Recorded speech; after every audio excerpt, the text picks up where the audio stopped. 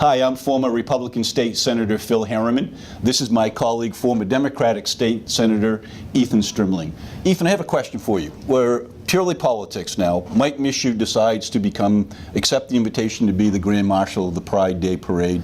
Was that a good move? Yeah, absolutely, that was a good move. These are folks who have embraced him, embraced his candidacy. He does parades all the time, been Grand Marshals for, a Memorial Day parade, does a lot of veteran stuff or community events. It's really important that you go to these parades, you meet people. I was there. He did a fabulous job. He was walking up and down the sides, talking to everybody. People were running out in the street and wanted to meet him. Definitely a very good move for him. I think this would have been a political mistake for Michael not to accept the invitation to be the Grand Marshal. This is a very prestigious, very engaged political organization who has endorsed Mike Mishu.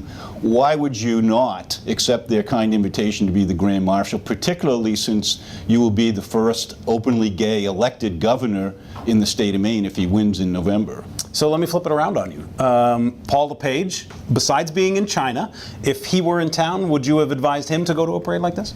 I wouldn't, and here's why.